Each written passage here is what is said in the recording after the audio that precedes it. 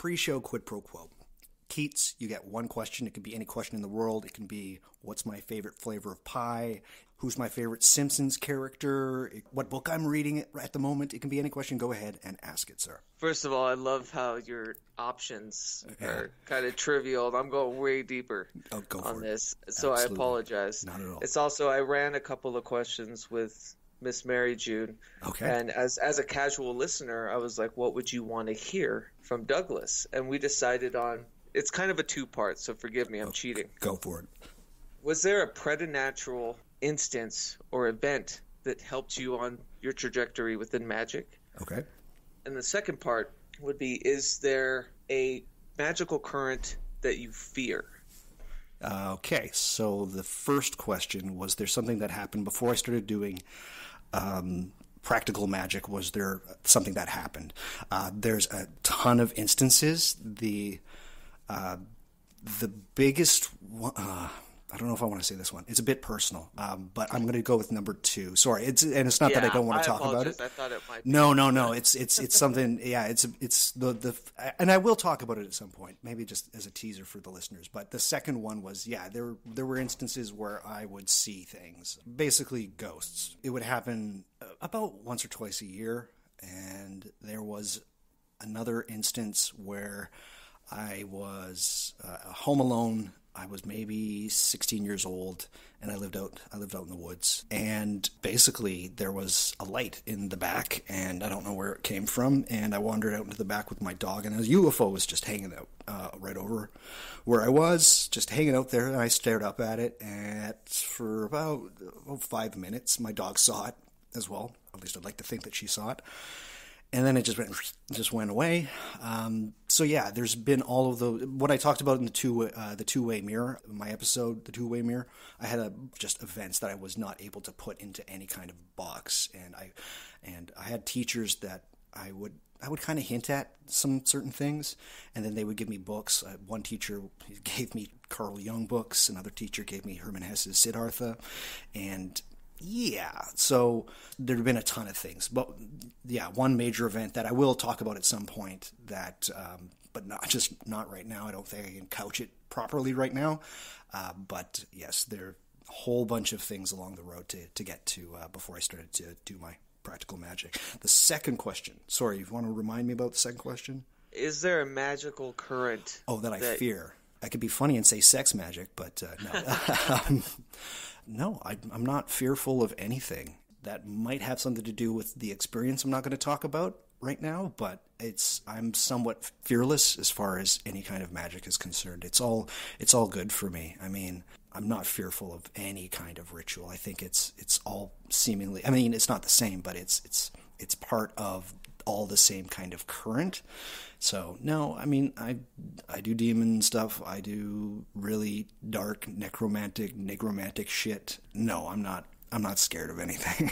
I guess I was certain that there's a fearless attitude when it comes to dipping into all this stuff, and it's good to hear somebody that's so, fervent within all the work to be like, no, we're good. It's all good for me. Yeah, no, there's really nothing that I wouldn't try at least once.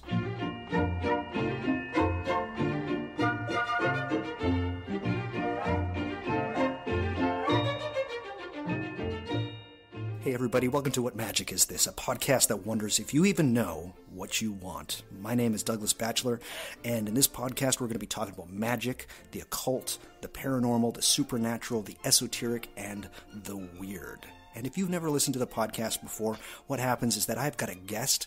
I give them about 15 topics. They get to choose what topic they want to talk about. I have them on the show. We discuss it.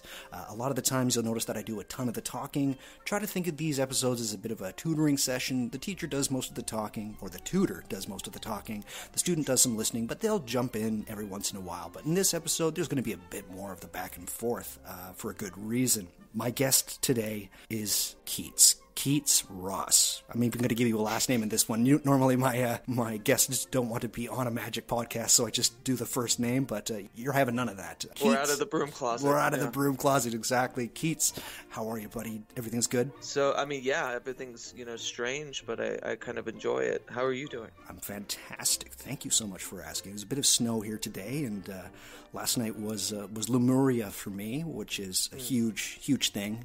I love cleansing house of the Restless Dead, so I'm super good, super charged to go. And Keats, you've got the Pragmagick Podcast, which is a fantastic podcast. I love all of the people that you talk to. Yeah, just wanted to give yourself a quick plug here before we get rolling with the podcast, because it's a wonderful show. Oh, thank you. Yeah, I think it's different from yours, where you're very topic-based and very educational, I think. Mine is a bit more of my own personal praxis and a kind of a grift on being able to talk to people that I enjoy and look up to, especially in magic and art and stuff, and getting, some free education, such as yourself, as you have been a guest. I love that it's a very personal podcast of yours. You did one episode about Robert Anton Wilson where you had your father on the show. It was strangely touching hearing that show, and it was really, really wonderful for you to put yourself out there like that. And it's not that you were saying anything like crazy or controversial, but it was just like you could tell that this was very important. So with my podcast, I stay in the background. With yours, you're very much up front, and that's greatly appreciated. It really is. Yeah, it's important to me to be kind of upfront and honest about all the trials and tribulations, and also the wonderment and curiosity going through this. And I would be remiss if I thought that I could be as educational as you with it. So I just go for it and embarrass myself and have a good time. Absolutely. Wonderful. So for people that are unaware, recently I ran a bit of a topic survey on my website. I wanted to know what you guys wanted to hear about. And there was about 50 topics on there, and people could click through. I had about 72 people do the survey. And yeah, we got some really good stuff coming up, so stick around. And I gave a list of the top 15, I believe, to Keats, and he had to look through them. And you chose the subject of sigils. Yes. Yeah. Yeah, actually, for some kind of background, the topics you gave me were all mesmerizing. I wanted to think that I could, learn something from you on certain topics. So it was hard to pick what we could have this conversation about. Yeah. But you actually brought up sigils. And yes. And I was like, I don't even think it was in the actual topics. And I was just like, you know what? That's so prescient. Yeah. For what I'm doing, for what we want to talk about, and what I want to hear you say about. So it's going to be wonderful. So, on What Magic Is This? With Keats Ross, sigils. So what are sigils? I'm going to read a small little segment here from not a magician, or maybe a magician, you never know. Actually, he might even be the greatest magician in the world. He's a scientist, though, well, according to some people. But his name is Dean Radin, and if you're unaware of who he is, look him up because he's unbelievable. In a book called Real Magic, which was released in 2018, he has a small segment about sigils, and this is his definition of a sigil. A sigil is simply a symbol for a desired goal. It has an advantage over writing because crafting a sigil requires more focused attention than just writing it, and because use of a symbolic goal reduces the grasp of the analytical mind. In addition, after the sigil is created, the magician traditionally charges and then releases it. The charging is meant to forcefully concentrate emotion, intention, and belief on a goal.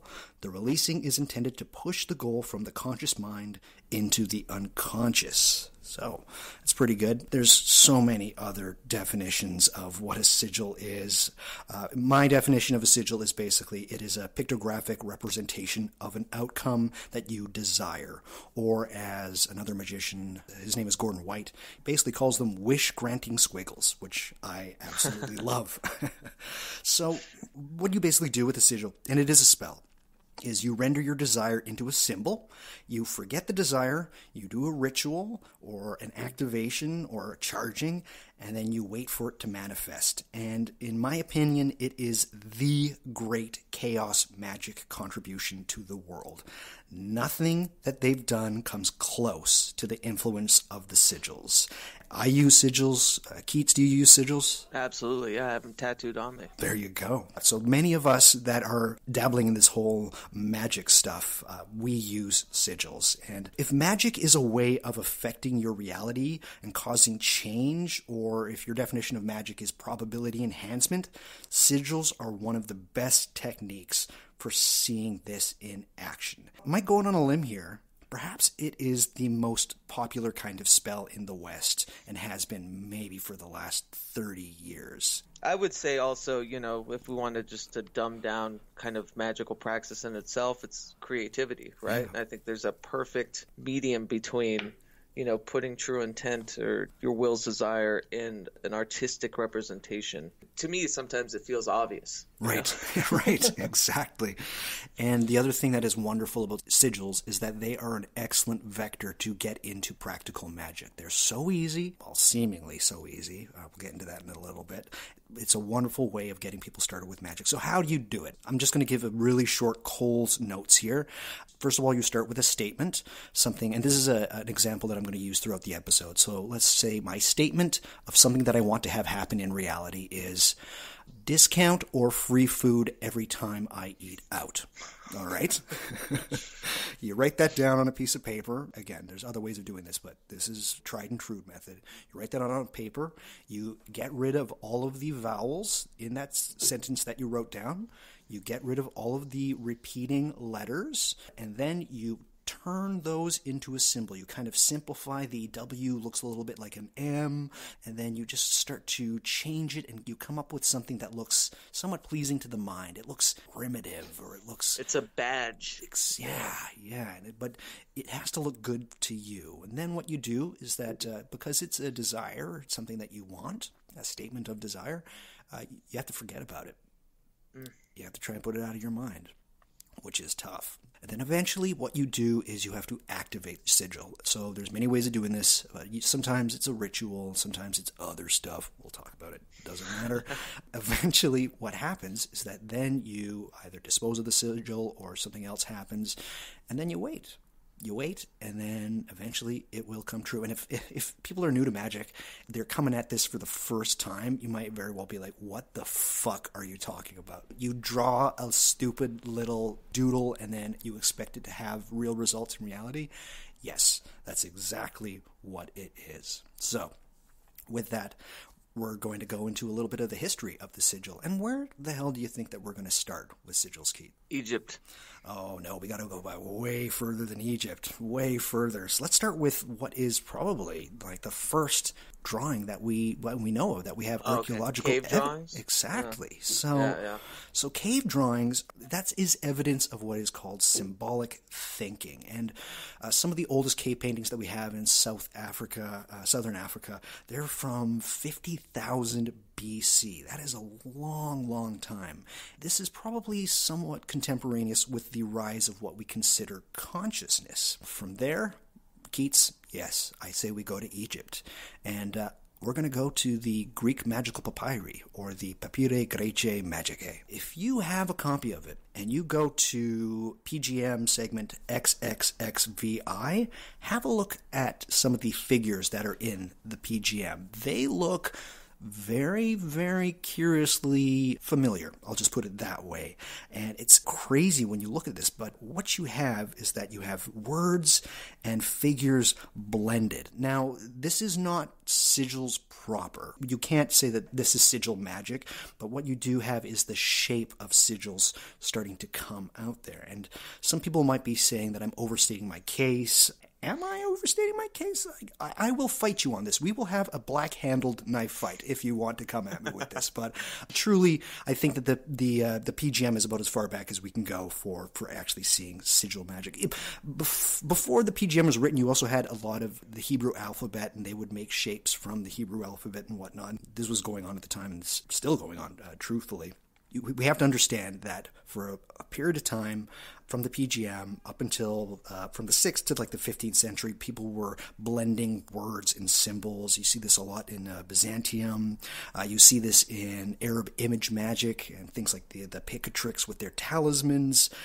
You see this in the Hygromantia and certain technical Hermetic texts, things like Kyranides. Yes, eventually you get to the 16th century and you have a ton of grimoires coming out, books of magic. You have the Keys of Solomon, also called the claviculas. A lot of the pentagrams and the symbols within not all of them, but there's a few, they actually date back to a earlier text called the Sefer HaOtot. So that's something really interesting to look at. Of course, we have to make a pit stop with Agrippa, Heinrich Cornelius Agrippa. I've talked about him. There's an episode about him. He used a Camillas. I don't know if I'm pronouncing that correctly.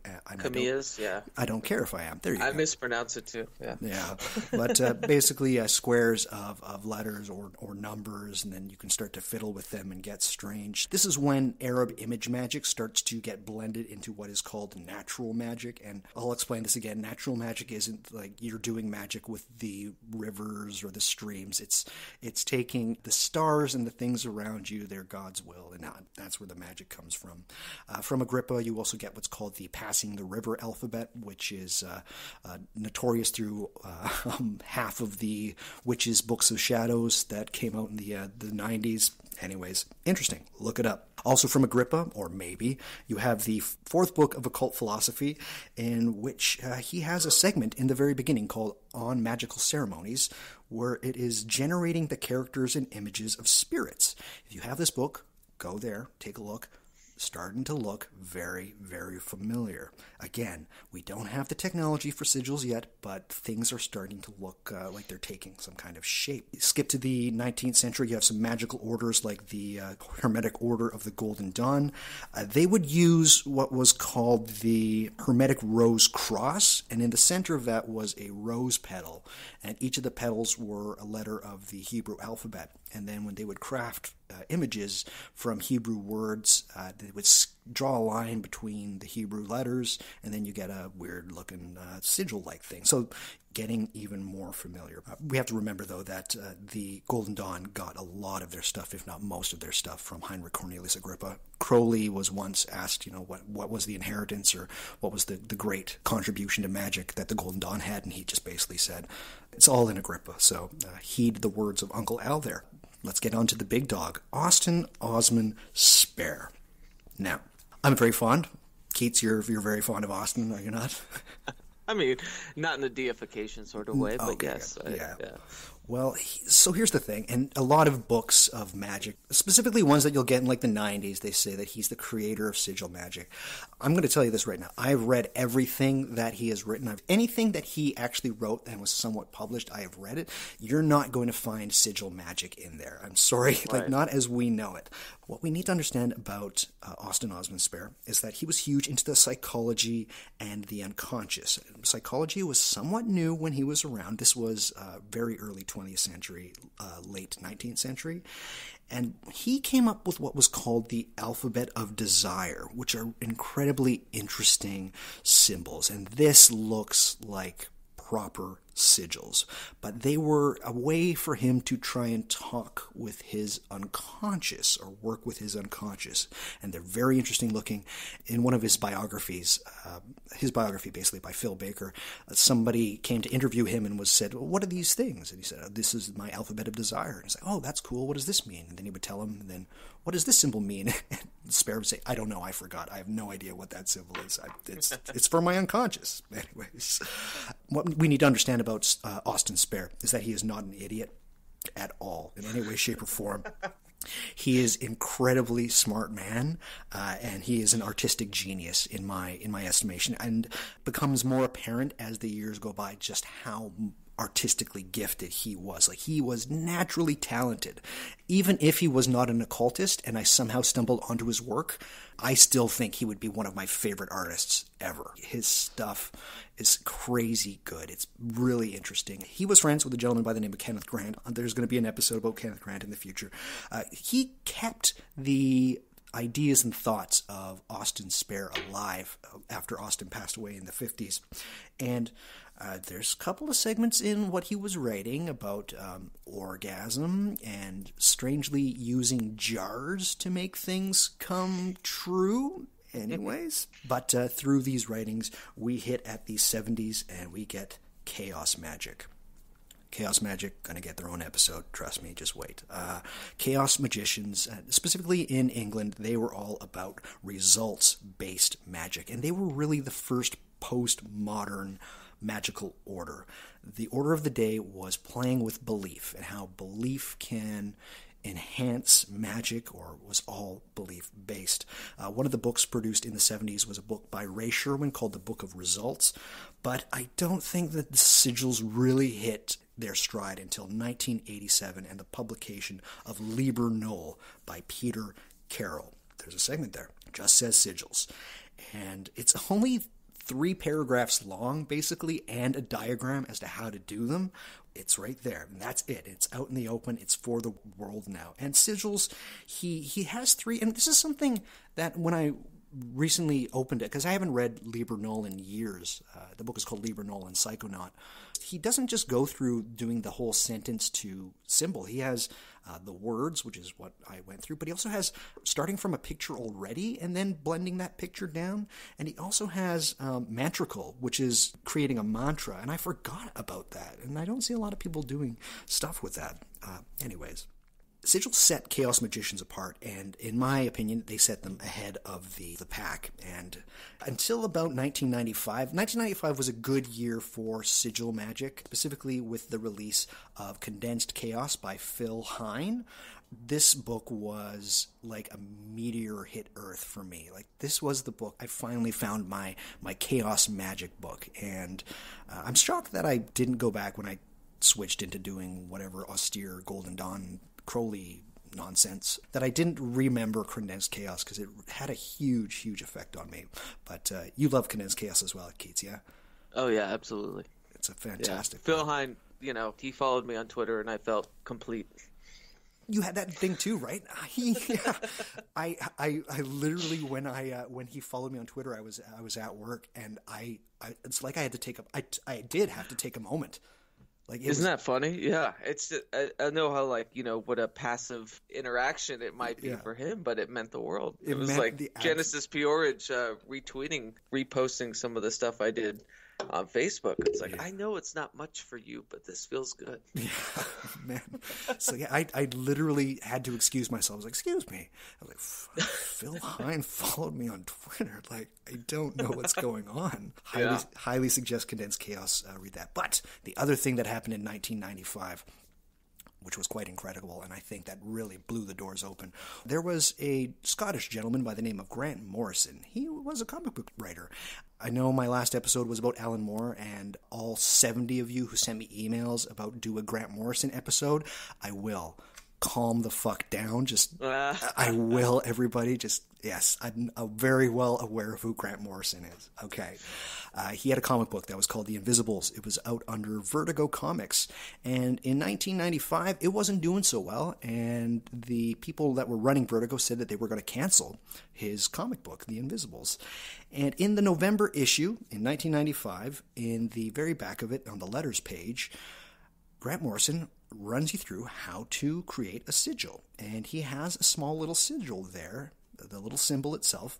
But he went a little bit further. He said, hey guys, Thanksgiving night, I need you to do me a favor. I want you to hold this image in your mind, and then I want you to masturbate, and then we'll see what happens. So what Grant did is that he said that this sigil was for people to start buying his comic book and cottoning on to what The Invisibles was. And yeah, it went out into the world, and The Invisibles was not canceled. It ran till the very end, and there you go. It's a trick.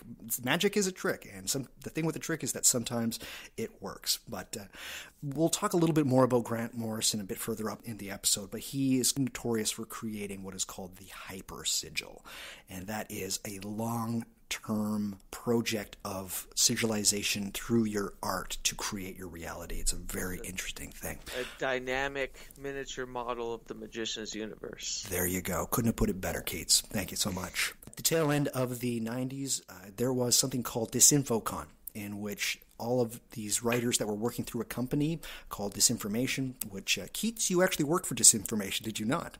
I did, yeah. It was checked off the list. Yeah. You know? Fuck, man. But yeah, the Disinfo Book of Lies, which Grant Morrison wrote the introduction pop magic to, Yes. and he basically lays out Awesome Spare style of sigil creating and stuff, which, you know, I think we both fell in love with his anarchic, you know, maybe 18 sheets to the wind thing at the Disinfocon, where, you know, magic works. Exactly.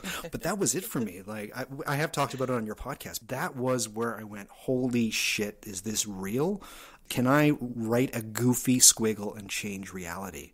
After that, it's been 16, nearly 17 years for me that I've been undoing this whole crazy magic stuff. But yes, Disinfocon, huge. In 2003, Book of Lies by Disinformation.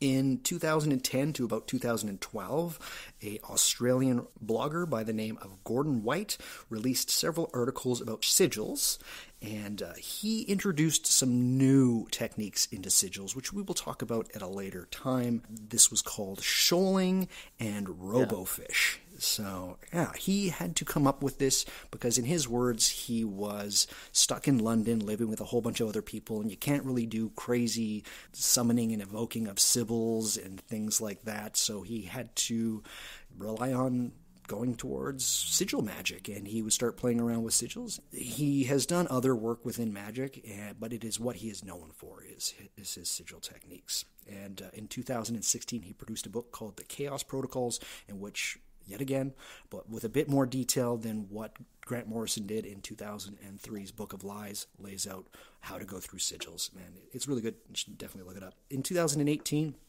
as I mentioned earlier, you have Dean Radin, PhD, releases a book called Real Magic, and he goes through sigil magic. And if you have a copy of the book, there's a sigil in there. I don't know if you guys know that. So if you have a copy, please flip through your book and try and find Dr. Dean Radin's sigil. And that brings us to now. So they don't look like they're going away anytime soon, sigil magic. And I'm, for one, am fine with that. I'm doing it. Keats is doing it. Everybody and their cat is doing sigil magic. People are running sigil magic courses. This is indeed a great thing.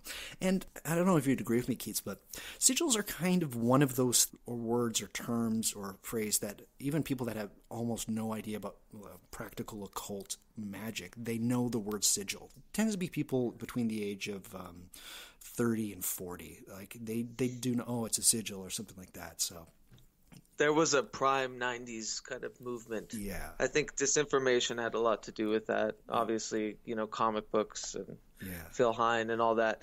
I can give you an anecdote, though, how interesting it is to me today. So, you know, my partner, Miss Mary June, she teaches these kind of interactive, magical, like artisanal classes for kids. Right. And she has been teaching them the way to break down, obviously without the masturbation part.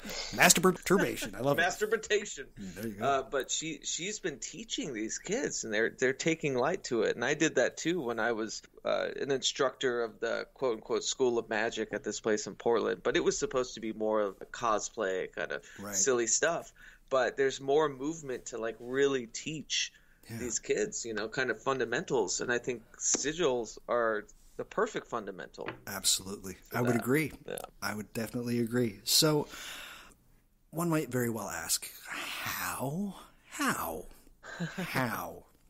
Well, we don't really know at this point, but here we go. Symbolic thinking. I think people need to think a little bit more about symbols themselves. It's a very human attribute that we have. There is very new science there might be signs that some animals, such as octopus or octopi, and horses, actually, of all things, might have some capacity for symbolic thinking. And we have to understand, symbolic thinking is not tool making, okay? So like when people think that chimpanzees, they must be able to do it, it's like they use tools. There's still some very new studies being done as to whether or not they are capable of symbolic thinking. But symbolic thinking, very human. It probably likely came into effect around 100,000 years ago. We have small pieces of certain objects like shells and whatnot that have etches into them. And these would have most likely been made by Homo erectus. So that was like one of our precursors, basically. But yeah, give or take, we don't really know, but give or take 100,000 years ago. I want people to just sit with how extraordinary it is, symbolic thinking, that we can think about something that is not actually what it is, and it becomes that to us in our brains. And it is something that we take for granted in our brains or elsewhere. Just had to throw that in there. But I've come to the conclusion, and this is not some world-shattering, pretty much most magicians know this, symbolic thinking is magic, period. That is the initial magical impulse, is symbolic thinking. It's a universal language. Yeah. Correct. So symbolic thinking is magic, and it hints at a different, almost unseen world, basically. And one of my magical heroes is a gentleman by the name of R.A. Schwaller de Lubitsch, and he was big onto symbols. He loved ancient Egypt, and he spent a lot of his life in Egypt. He was also an alchemist. If you're going to pick up his books, they're a little bit hard to read, but stick with it. I suggest reading a biography called Alchemy first before tucking into his work. But he has this thing called symbolic, which is a very toothsome prospect, but it is very interesting. It's basically that the symbol isn't what you think it is. It is much more, and it probably means more than one thing than what you actually think it means. And I'm going to read here from Dr. Aaron Cheek. He's written a lot about Schwaller de Lubitsch, but he goes into symbolic in one of his essays. I will put it up in the show notes. Schwaller's concept of symbolic involves the perception of the eternal origin through the medium of transient phenomenon. Against conventional symbols, which are merely arbitrary associations, Schwaller defined a true symbol as the physical effect of a metaphysical cause. More than this, he defined the symbol as that which magically evokes, and thus expresses or manifests the metaphysical principle that created it. In every function, remarks Schwaller, there is that moment that cannot be situated in time that I call the present moment. It is this esoteric moment with which symbolic is concerned. At the root of this conception is the idea that every phenomenal thing is formed by a specification of energy into a perceptible form. This process of specification is described in terms of a will or seed, i.e. a specifier, that acts upon the unspecified energy or milieu in order to create the resulting form. The specifying power is frequently likened to a fire that coagulates. Again, he talks a lot about alchemy. An uninformed substance into the nature specified by the fire. All volumetric expression, i.e. all expression that gestates in time and space, originates for Schwaller from the interaction between the fire, will, or seed, and the substance upon which this fire acts. The result is a specified form of phenomenon, which is the living symbol of the metaphysical interaction that created it. Please rewind that, listen to it again, and read the essay that I'll have up on my show notes. There's a lot that's going on here. A lot. But the idea that there's a physical effect that then creates a metaphysical cause, could sigils themselves be metaphysical causes as a physical effect? So, much to ponder here. There's this entire idea of artifice when it comes to it, that it's separate of the self. Yes. That it's completely despondent, but there's a lot of people that will tell you that it's a psychological trick, right? It's speaking to the subconscious and try to get you to kind of corner a stasis in a way. Exactly. But we'll get into this later. Absolutely. I hate to waste the quote. What Keats was talking about there is very correct. So psychology, and when I say that symbolic thinking hints at an unseen world. For a lot of people, they think of the unseen world as being the unconscious, right? So they like to see it as something that is, let's use the iceberg metaphor. So above the water, you can see the iceberg, it's there, but underneath the water, there is just an enormous amount of ice. It's 5 times larger than what you see above water. That was the unconscious. And yeah, so we have to start to think with that metaphor a little bit. Austin Osman Spare, he said that magic is manifested first in the unconscious mind, which only understands symbols and emotions. The point of a ritual is to distract the conscious mind so you can surreptitiously deposit desires into the unconscious, where eventually they will manifest in some way. There's a lot to unpack there, and we have to understand that psychology, when Austin Osman Spare was still alive, was very primitive. It's much different than it is now, and a lot like the chaos magicians a bit further up down the line, they were also informed by the psychology of the day. So we always have to, when we're looking at magic, see what was their worldview or what context that they were creating their magic from. And this is very, very important. I love that idea, though, of consorting these dark movements of the self, right? Yeah. It's trying to figure out a language to tether what your ultimate desire is, even simply. Yeah. And so consorting with the subconscious, it was primitive, I think, when Spare said it, but I think chaos magicians then ran with that. Yeah, absolutely. It was all about tricking the subconscious. And that you hit the nail on the head there. That's what the chaos magicians said about sigils. It is a trick. It is a trick. But the thing with the trick is that sometimes it works. So, but we have to understand, again, these are models. The way to try and understand this, there's so many models that we can have. People that know me or have listened to the podcast know that I'm really big on a book called Time Loops by Dr. Eric Wargo. Time loops are basically the events in the present have some kind of effect on the future, which would then change and have effects on your present, and it just creates I'm oversimplifying here, but there's constant time loops, and this gets misrecognized as clairvoyance or psi effects and this kind of things. Now I'm just looking at them and being like, are sigils us tying knots in these time loops, or is it us creating these time loops? I think it's a way to break through to another cycle. Yeah.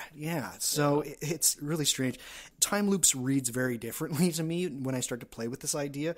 I don't even know what to think, and probably Dr. Eric Wargo would try to slap me upside the head if he could. He'd be like, what the fuck are you talking about, Douglas? Ask me again in 6 months. My thoughts will probably change, but another model could be that they're somehow postcards to the future. I know a lot of people are huge into quantum physics, and they'll throw in words like quantum entanglement and yep. So many hows as to how sigil magic works. And no matter what model you throw at it, how you throw at it, is psychological, are you somehow petitioning the spirit world, is it quantum physics, are they time loops? The explanations on how highlight the versatility of symbolic thinking and sigils. In a way, the how is almost inconsequential. Yes, or exactly. It could be the most important thing, depending on where you go with it. It is magical, no matter how it works. If it's a trick, then sigils seem to strike at the heart of magic, plain and simple. But we have to understand, this is less than 50 years old. This is very uncharted territory for us here. So, well, we have to tread carefully, but it is interesting nevertheless. And besides interesting, it's a hell of a lot of fun. I'll just say that. Here's a good question as a weird segue, because I don't think they're that young, in the sense that, and this might be a platitude, but I think intentional creation of art is a sigil. And we'll get into the hypersigil stuff later. Mm-hmm. But I think that maybe these formations of intent and desire have always been there with us, right? So absolutely. I think there's just crazy words and names and currents for it and everything. But when you get down to it, it really is like making an album or painting a picture. Absolutely. No, I think you're entirely correct there. And yes, we will talk about hypersigils, because that definitely does go to the heart of the matter there. So what are some of the preferred techniques or the element of sigil creation? So we're just going to break it down here a little bit more. So Of course, you can't start unless you have a statement and a desire. While raised in a culture of want, especially here in the West, most of us, we have no idea what desire is or what it is we actually want. And I'm not talking about I want a nice watch or I want that new TV. Desire is different than want. And what Sigil Magic does is that it really allows you to get to some kind of self-honesty with yourself. And the creation of the statement, in my opinion, is the hardest part. And for people that are new to magic or sigil creation, it really is hard. Of course, there's the small things that you want, but true desire is very different than plain want. What you should do when creating your statement and desire intent, they should be manageable yet still ambitious. And here's what I want people to think, especially if you're new to this. If you've got something big, like a career change or something like that, do not create your statement that I have this job or something like that. Think of it. It's out of bounds. Yeah. I think Gordon White says something like, don't attack walled cities kind of thing. So what you need to do for something big is that think of it as a Lego creation or a Lego castle that you've built. You want to sigilize for each one of those Lego blocks. And it seems like there's a lot of them, but you have to stick with it. So what are the blocks that you can use to build up to the thing that you really, really want? So think of it as breaking it down and finding statements for those small things. I want this new career. Okay, well, then you're going to have to maybe sigilizing for meeting interesting people in your field at parties or new suit. The small blocks on the way to building the structure itself. Sometimes I have to make sigils to figure out what magic to use. Yeah. You know what I mean? It gets that in the minutia of all the mechanics. So absolutely. You want with your statements for them to be somewhat open and non-specific. So I'm going to use the example that I had earlier. So always free food or discount when I eat out. See, that is somewhat open at both ends, and it is not like I only want when I go to McDonald's to get free food. Right. Do something like that. All right. So please try to stay away from affirmations like I'm good looking or like I'm always honest. Like just please, the universe doesn't fucking care. It doesn't. It doesn't. Stay away from the affirmations in most instances. I want people to think because. And I'm indebted to Mitch Horowitz for introducing me to Neville Goddard. But for a period of about 3 months, I've just devoured anything online about Neville Goddard. I don't even think he had a Wikipedia page when I first started looking him up. But Mitch definitely championed him full throttle. And his stuff is great. But it's amazing. He's big into new thought, which is the idea that thoughts are causative and what you think can manifest, which sounds a lot like sigil magic, does it not? But he says that you should live from the state of a wish fulfilled, right? Your statements, when you come up with sigils, do the same thing. Don't sigilize for, like, I will find a car. You already have... like you already have it. You have that car. Exactly. So go with that. One of the things that Gordon White was big on and creating was something called the robo-fish. What he was gleaning from that was that every once in a while you would throw at an aquarium, they would throw a robotic fish into the fish tank. And then the fish would start to move around it because it was somewhat odd and kind of out of place. The fish decided to follow that fish's actions. They started to do that. What you do with a robo-fish when you are doing sigils, especially if you're doing more than one sigil, we'll get into that, is that you create something that will come true very quickly, like within like an hour after charging it. For me, when I do some rituals, I will have some ice cream or something like that, sigilize for eating ice cream, like something like that, so that it's kind of a way for them, your unconscious or however the fuck this works, tries to follow that, and it sees that as, oh, okay, this one came true. Yeah, let's try and go there. It's brilliant, and it works splendidly. So again, if we're thinking of magic, especially sigils, as some kind of probability enhancement, instead of sigilizing for something like sex, I want to have sex. try to go for something. I always meet interesting people, or always meet interesting, outgoing people, right? Chances are your probability of having sex will increase if you are meeting interesting, outgoing people. Well, here's that kind of dark rub. With the probability idea, it's just for your trajectory, but, trying to affect or come into somebody else's to do that is just meaningless in a way. A little bit selfish. Yes. It's odd. Sigil magic. There's a morality to it. There is. There certainly is. But magic, if anything, is a bit selfish, especially sigils. But there is a way of being smart about it when you're crafting your statements and your desires. I want people to realize that you have to get this part right. And there's ways of getting it very wrong, but there are ways of getting it right. And once you do, it's like riding a bike. Like you just automatically go there, and you're crafting statements just left, right, and just they're all over the place. You have more statements of desire than you know what to do with, but you have to do this. And again, you are not asking. You're not asking, can I have this? Please. You are telling the universe or whatever is making this happen that this is how it is. And I'm just going to finish with the statement and say, everybody, please knock it off with the, it is my will to, or just knock off that bullshit. Please, that is some stupid 19th century. It's like you're trying to tell yourself you want it. Fuck, man, just enough. Second part of the process, forgetting. For me, this is the most important part of the sigil creation. Something that you really want, you have to try and forget. And that is why think of the Lego blocking is a good way of doing this. Because you know in your mind what your ultimate goal is, or your big thing. The smaller details, that's where the magic is. It's right there. So this is where the quote from Schwaller comes in. Yeah. And I think this says it all. The symbol as expression of will, it's one must know how to disregard the vehicle of the idea in order to consider its motivation alone. Bam! Which book is that from? Schwaller's Temple of Man. Temple of Man, yeah. Yeah. Great book.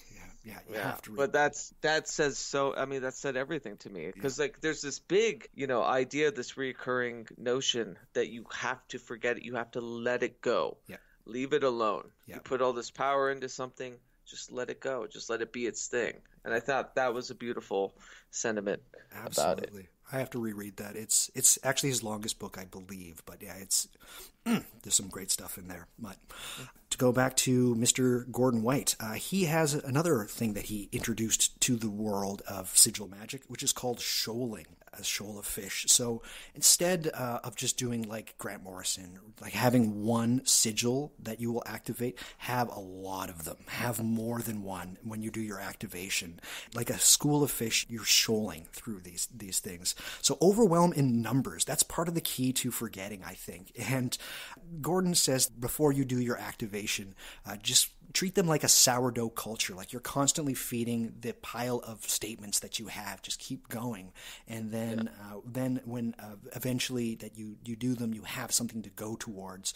And you will literally eventually forget what the hell those sigils are and what the desire is, strangely enough.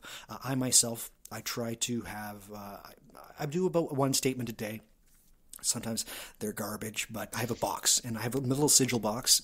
Sounds sexual. Anyways, doesn't matter. But I just throw once I have my statement and I have a little thing, and then I put them down onto another piece of card, and then eventually when I do the ceremony, I will draw them. But I have like 50 sigils, and some I probably want sooner than others. Too bad. Don't care. I don't even know what they are. They just look like symbols to me. So do something like that. But you will eventually forget, and this is a very important part of sigil magic. Not discussed too often is timing. So it's not really considered a part, but I think it is extremely important. A lot of people do their magic on a full moon. That's cool. I'd say go further with it. There's astrological timings that you can use. There's saints' days. There's pagan festivals. There's grimoire timings. Heptameron. There's special anniversaries. There's fortuitous days. Anything. Just find some kind of special timing for which you will do the activation. Just do it. It's magic. There is no just 'cause. That's all I'm going to say on that. Would you agree at all, Keats? I would. I actually, the thing that set me on this recent trajectory is I did the totality of the eclipse in 2017 in August. Right. And part of the praxis was, making a sigil for what the coming days would be and every intent that I put into it. And then I would do, and I still do, it's different now. I kind of relinquished that sigil because it's, 3 years ago. So it has a cycle. But what I do is I make sure to, in my morning praxis, I draw the sigils on my hand so that they deteriorate through the day. And they just keep remembering, kind of like to draw them, even though I have them tattooed, some of them tattooed, I forget what they actually are about. I just know like a generalized word, this one is love or whatever. This one's creativity. This one's finances, but I forget what the the actual manifestation. I hate to use that word. Yeah, forgive me. That's all good. The actual intent was right. For these things. Everybody's got to get their favorite part of the sigil magic. For me, not favorite, not my favorite, but the part of the process that they think is the most important. For me, it's literally the forgetting. Like you have to forget this shit. Like as great as statements are, statements mean nothing. Right. If you can't fucking forget about it. Years of drawing certain things or even new ones, I forget what they mean. Yep. I'm just the process of writing them on my hand, and I've talked about this in length, that I need some sort of ink that deteriorates during the day. And, I had a good friend tell me about, making temporary tattoos that would just rub off. I like it. So it's a process, but I think that's the most important part. Yeah. And maybe this is part of belief or faith or some idea of just letting it work, that I'm not so concentrated on if it lasts, but I'm more concentrated on writing it in the first place. There you go. I like it. The other part of the process that we need to go through is the ceremony or the ritual for activation. There are so many different ways of doing this. There's the tried and true way. We'll talk about it. But yes, it is known as activating. In Liber Nox, sorry, not Liber Nox, Liber Null. Apologies. No. Yeah. There's trance, there's orgasm, there's elation. Pete Carroll said that in times of great fear, anger, embarrassment, intense frustration, or disappointment. For me, I think that a bit of ceremony is in order, especially because with shoaling is that once you do the activation process, you have about 6 to 10 of the sigils that you will go through to activate at one time. I was kind of doing something, it's not like I thought of it first, but I was kind of doing something like that. I would do 5 sigils at a time, but you have a group of these sigils, a shoal of these sigils. You should do a bit of a ceremony for them. So with the ceremony, it is Liberty Hall. It really is. But I say should be a little bit smart about it.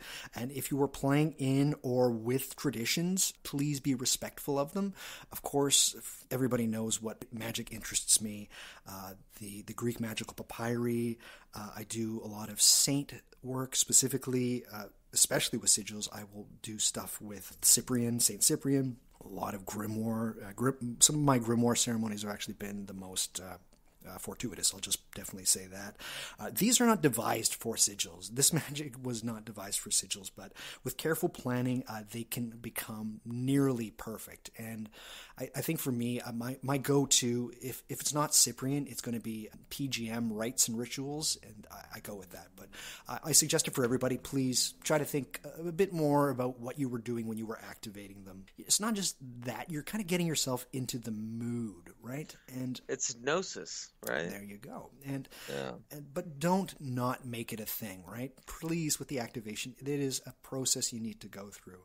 And more than that is, do you really want this shit to come true? Self-honesty is what sigilization is about. Do you want this? Great. Guess what? You're going to have to work for it. You're going to have to put a little bit of effort into it, right? Do that in the activation ceremony. And you'll know what feels right when you finally land on it. You really will. Go with that. If it moves, follow it. There you go. Last but not least, we have disposal. Now, Kenneth Grant said about Spare that Spare said, destroy the sigils, like right after the ceremony, just burn them. I say please don't, unless you feel that it is what you need to do, again, at Liberty Hall. To go back to Gordon White, again, because he shocked the game. He really did shock the Sigil game. He came from an advertising background. It was his job. He was in advertising and marketing. There's a thing in advertising called low attention processing. And that is how they advertise to you just by having their logos for what they're trying to sell or their ads in areas that are of low attention. They're not specifically on billboards, but they just might be in the corner of a window, a shop window or something like that. So this is very important. So and I highly recommend this. I really, really do. My house is littered with low attention processing sigils after I've activated them. You just put your sigil in a place that you are not going to stare at them, but they're off in the background, and they just kind of stay there for a little while. They kind of cook.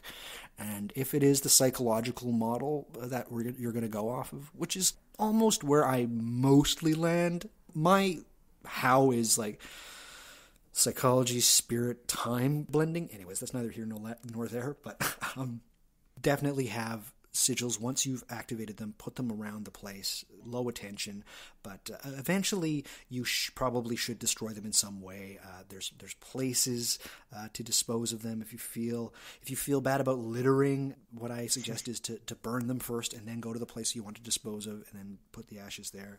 You could also make a ceremony itself of the burning of the sigils. I remember one year I burnt my sigils on the day of Giordano Bruno being burned.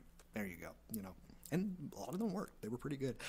I'm just going to put one small caveat here. If you're like me and you enjoy the darker part of magic, necromancy and nigromancy, and you want to use a graveyard as a disposal place of your sigils, I'm just going to say this, and I'm not going to get into details. Be very, very careful. And give an offering. Yeah. Besides, I've got a relationship with two very close cemeteries for where I live, and I've been going there for more than 6 years. I have a very special relationship with those places. Don't just think that you can dispose of a sigil and put it in somebody's freshly buried grave and do not do that shit. Please. Yeah. So let's talk about a couple of things to do with sigils, because there's really no other place to go for sigil magic, but there's definitely plenty to talk about. We have to start with the thing. Everybody knows the thing. Masturbation. So, sure. Some say to charge the sigil, hold it in your mind, you masturbate. At the point of orgasm, it somehow locks in your mind, and then it goes into your unconscious, right? Okay. Here's what I'll say. My very first sigils, this is what I did. Yep, I went from... Oh, damn. No, yeah, gives new meaning to pop magic, if you will. Yeah. But... it's the easiest, I think it's that, or, if you could do that with a runner's high, but come on. You can't really do that. I think climax orgasm was the easiest way to put it right in there. It does seem like a little bit of a waste of a wank for me. Just put it that way. It does work, but I will say for a time. Right. It works. But it is one of the things, yes. Yes. The working for a time brings us to what is basically called the amateur effect. And this has been talked about by not just myself, but a lot of magicians. It's what happens when you are playing a game that you're not good at. It could be tennis. It could be you're playing pool. It could be you're playing darts. You've never played it before. You've played it very sparingly. And then you're playing against somebody who is very good at this game. You play this person and you win. You don't just win.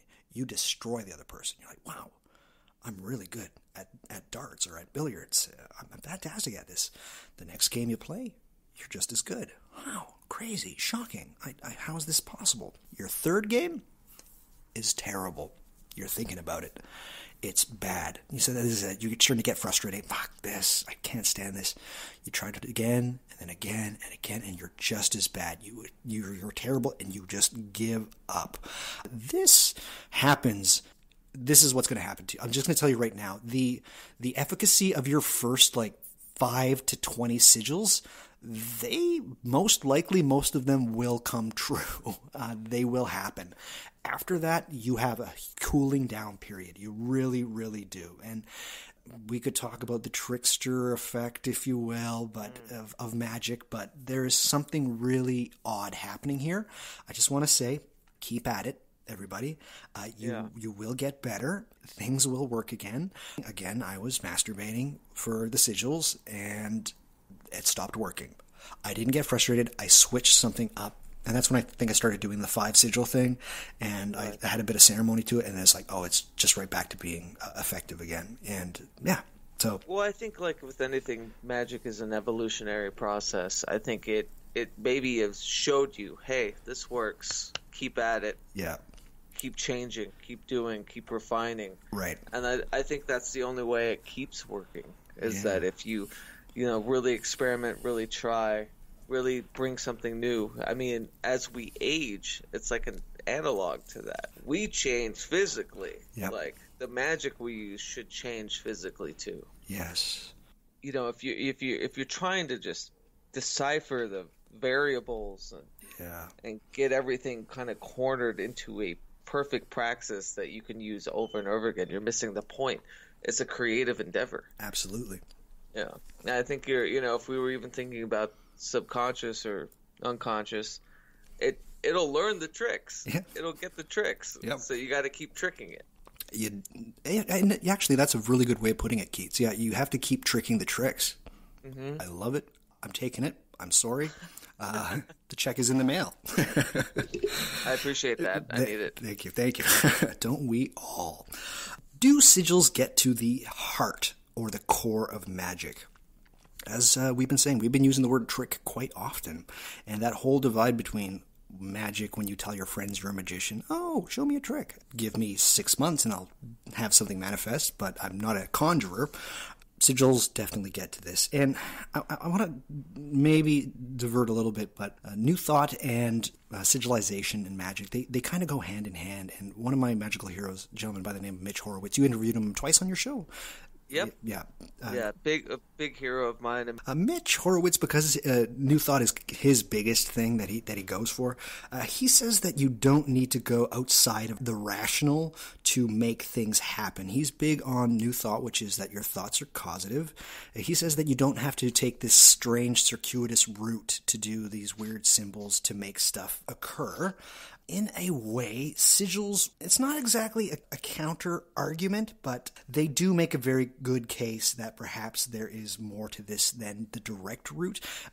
Mitch has said basically that he did do sigils.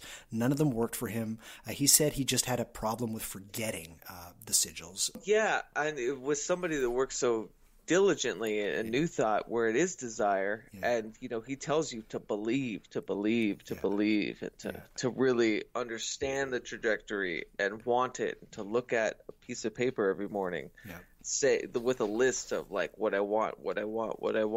I totally imagine that sigils did not work well for him. No, it's different strokes for different folks, kind of thing. Right. I think, but that's why I love the anarchic aspect of it. I think this all is, and we've talked about this deeply, it's a potpourri of recipes, right? That's right. Whatever works for anybody. Whatever works, indeed. Sigils are seemingly highly irrational, so I could get why Mitch would say such a thing. I maybe want to say this, guys. Definitely give this a shot. Mitch has something called the 10-day challenge. Instead of sigilizing for the blocking of a big thing that you want to have happen, maybe do a 10-day challenge for something that you know you desire and you want, mid-range, kind of within the probability of 30 to 60% chance of it coming true. And please do give the 10-day challenge a shot as well if you're doing sigils too. It's tricking reality in some strange heuristic way. That's the kind of the point of the pragmatic sort of idea of magic, right? It's that there are some dark moves. There are moves of the self that are untenable until you really talk to them and understand them. That's why New Thought, or at least what Horowitz, is in Harvey is doing with New Thought, kind of reforming it, making it understanding that people that are dying or sick, it's not their fault. There's some outside bullshit. Yeah. It's never just one thing. Yeah. Yeah, exactly. So. The first practical spells, should they be sigils? For me, it certainly was. I was 20, going on 21, just on the cusp of 21, and I was a virgin. I'll just couch that with the fact that I was a virgin. What was my first sigil spell? It was for sex, and it definitely, it worked. And not in like something was going to happen anyway. It came out of the fucking blue, and who knows? Yep, I would say that it's a good demonstration of the odd effects of magic. So I wholeheartedly say that if you're on the fence about wanting to do a practical magic spell besides things like cleansing your house or certain rites or the lesser banishing ritual of the rosy something. Anyways, I say sigils are a wonderful way to get into practical magic because they do happen very fast and they're quite striking. And it's a good way of being like, oh, bingo, something is actually happening here. What the fuck? So may I give you another anecdote? Yes, absolutely. Just a quick one. Oh, we have all the time in the world. I was in the 3rd grade, and I was a great student, but I was a bad apple. And I can't even imagine. I can't even imagine. My class went to go play dodgeball outside, and I had to stay behind, and I was reading Stephen King's It. Nice. I was like 3rd grade. Yeah. Oh, it was terrible. But I was so angry at my teacher that she wouldn't let me go outside. And I don't know if this is like, it's just always been in my brain, but I knew to draw a pentagram. Okay. And then they did a doodle of her eating shit. You know, sorry if this is for kids or... It's definitely not for kids. All right, we're talking about masturbation. But I did a doodle of her, like, eating shit trying to catch a dodgeball or whatever. It was a kickball, sorry. Kickball. Yeah, I don't know sports. But I did this doodle. My friend was laughing, and I kind of drew her in this pentagram. I don't know why. To this day, I don't know why I thought the pentagram was something I would do. You were in 3rd grade? Yeah, 3rd grade. Fuck me. I don't know why the pentagram was the thing. You're Stephen King. Anyways, she comes inside. She's all muddied up, and everyone's talking about how she ate shit and missed the kickball. There you go. And stuff. I remember looking at my friends who were also kind of in detention, like, oh shit, magic. Yeah. He's a wizard. Yeah, but that was kind of what set me off of like how important and how messy this stuff can be. Yeah. I guess. Even though that was, I don't want to be a conductor of coincidence, but yeah. It is quite strange, and something weird happens when you activate whatever symbolic thinking is and you really stick at it. Things happen. They really do. I hate that I thought that the pentagram was some sort of like satanic hex, though. That's how young I was, I love that story, Keats. I love it. Yes, I'd say give sigil magic a shot. Please, if you're new to magic, just get off the couch, the armchair, whatever people are saying that you're on right now. But give it a try. What do you bring to the table? This has more in line with the ceremony activation element. The things that interest you, you can bring that to the crafting of the sigil and the symbol itself. So what interests you? I know a lot of people love, I'm just going to say, the more hands-off side of magic, things like tarot cards and astrology. I'm not calling anybody out in any way, shape, or form. I use tarot cards. I use astrology. I'm not calling out, but it's a little less involved. Use that. Bring that to the table when you were crafting your statements and your sigils. So, do you like Norse myths? Go heathen. Do you like Egyptians like me? Throw some Egypt in there. Go forward with that kind of stuff. And it's another reason why sigils are so unbelievably awesome, is that what you bring to the table actually amplifies what you were doing. And that's magic. That is magic, pure and simple. What do you bring? How do you utilize it? And how do you make it work? That's your evolution, as Keats wonderfully put it. That is it. It's really not, this stuff is not hard, guys. It's a lot of work, but it's not hard. And you know what feels right. As I've said before, if it moves you, follow it. Yes. If it sings to you, sing. There you go. Yeah. We got to talk about something called sigil bleed. And a lot of people don't really know what this is. So could sigil bleed be very well the end point of magic, the ultimate goal, if you will, the philosopher's stone, if we want to get alchemical. I'm just going to say that this happens to me a ridiculous amount of times, and because I'm a great magician. But it is what happens is that before you have your statement, but before you even put it into a symbol, or what happens often with me is that I will sketch on a notepad, and it's like a really crude sketch. And then when I do my ceremony, that's when I put it on like black card with paint. Once I have the first statement symbol, sometimes, and a lot of times for me, the thing, even before I've done the ceremony, it'll just come true. Before I've done anything, it's just like, oh, there you go. You've gotten what you had. This literally happened to me 4 days ago. I read a lot. I have a lot of books, and I need a new bookshelf. Of course, what do? I like to sigil for items. I find sigilling for items, especially magical tools. I talked about it in my magical tools episode. It's a good way of using sigils.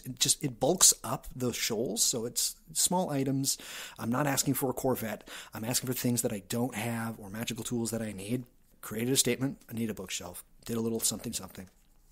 2 days later, I was just at my friend's place. I know we're all supposed to be on quarantine, but shh, quiet everybody. Yeah, just sitting there. And he said, we're moving some stuff around. Do you want a giant bookshelf? I was like, absolutely. I will definitely take it. This happens to me with sunglasses. This happens to me with like even really strange things. So sigil bleed, is that the point of magic?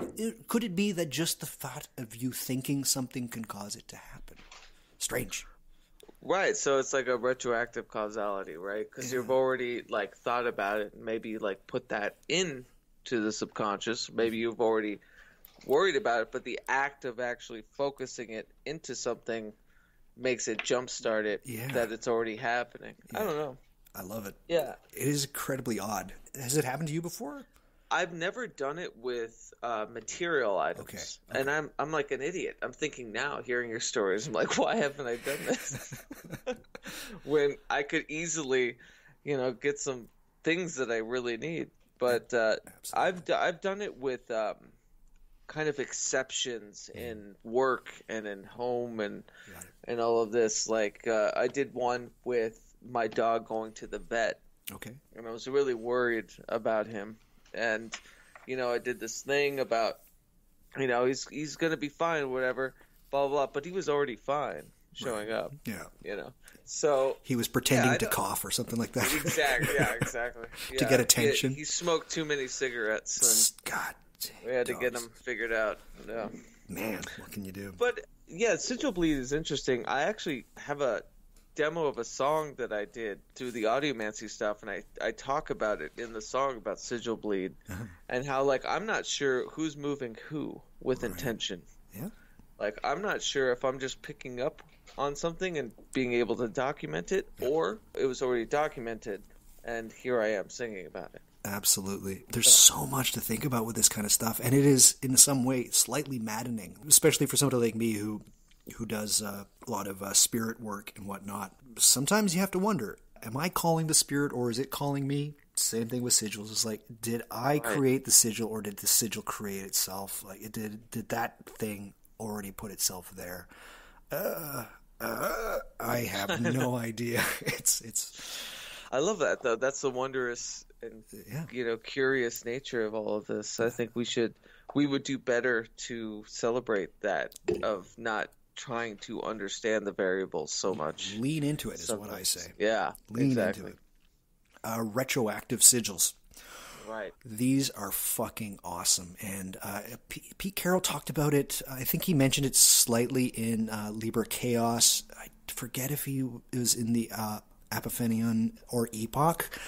But basically what you do with a retroactive sigil is, I put it shortly, is fuck my past self up. And it's interesting. So, and it's more evidence for the psychological model of sigilization. But what you're basically doing is that you are changing past something that has happened to you. Yeah, and it's really interesting to see the results of it. There's a couple of caveats that Pete Carroll says. It's like, don't do it for present circumstances. Like if you're having depression issues or anxiety issues, and then I'm going to retroactively sigil for that time when the bullies didn't bully me, and don't do that. Like it really should be something that is not just for you gaining confidence, but something very odd happens, and I can't even fathom putting a finger on it, but it is very odd to do. Like some small, I'm trying to think of a good example. Like I was a child actor. I did retroactively sigil for an audition that would have like changed my life that I didn't get. I did a retroactive sigil for that. And just seeing what happens to your brain, I guess, but could be anything. What happens afterward is very interesting. It's very odd. And it's... So didn't you carry with that, I hate to use the term, but like the vibration of if that actually went down, you know what it felt like? Yeah, it was weird. Trying to think of the best way. It was like something had, this seems so trite and just obvious, but it's like a weight was lifted. It's like, you don't need to carry that anymore, Douglas. Oh, it's the guilt one. Yeah. And I've found that specifically working with moments of shame. And it's very helpful. More evidence for that psychological model. But I highly suggest retroactive sigils. Have you ever done any retroactive sigils? I actually have not. No. And I knew about them, obviously, Pete Carroll and stuff. But like I always wondered, I have some bad, I have some red on my ledger, as it were. Yeah. And I've always felt like bad apple. I heard. From your teacher. Bad apple. You're a bad apple. But is it going back and kind of rectifying the memory of such? So you're comfortable with the memory of the idea? Because you can't go back and rectify the experience, right? No. So it has to be maybe like your interaction with the memory of it. Yeah. I don't know. It's very odd. And I've only done retroactive sigilling for about 8 years. It's about half of my magical career so far, and it's very odd. And I do use retroactive sigils to, again, add to that sourdough. It's just more. Just keep doing more. Retroactive. Do anything. Explain to me, like, are you doing that to kind of help? Yeah, you said shame. I mean, that's a big buzzword for that. Is that, like, helping you move through it? I think retroactive sigils? I think so, yeah. In a way, yes. No, really. And I'm not a psychologist.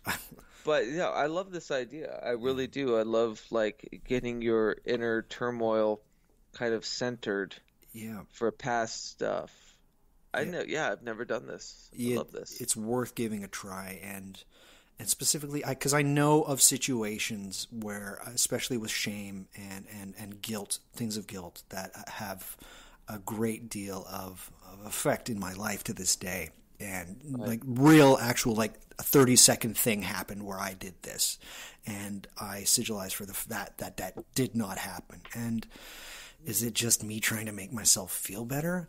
This feels different than that, because I've more than half my life I have actually worked through talk therapy, and trust me, this feels different. It really does. I am so interested in this. Yeah. I am deeply interested in this, especially if it's a way for you to kind of see yourself as the person that handled it correctly and maybe live with the idea that like it was just an instantaneous mistake. Yeah. And here is what it feels like, and I'll move forward with what it felt correctly.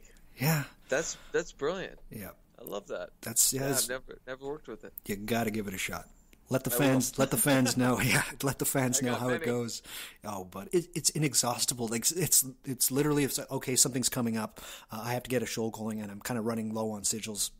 I just go into my past and I bulk up that thing. Like, and it's almost one of those ways where you can, in some small way, use it as a robofish. But I also suggest having a robofish in there. Like, I really, really do. But some would say, Doug, this is just delusional. You're being delusional about things that happen to your life. But guess what?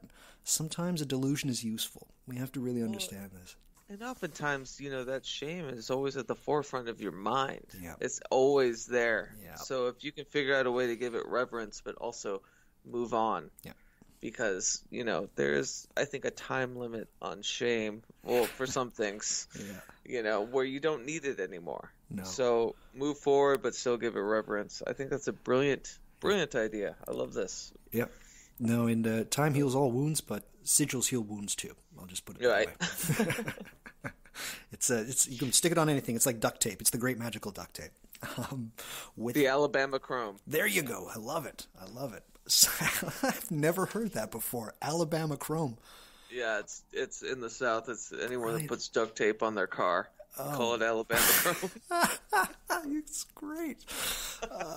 That's amazing. I'm going to have to take a second. All right. Wow. I can't, to my mind, think of a situation where I've actually done this, but this seems to be your jam. And forgive me if I'm being presumptuous, but hypersigils. Can you explain to the people what hypersigils are? I guess it has to do with intention, right? It's hard to delineate or retroactively say that something is a sigil, I guess maybe if it wasn't intended to be.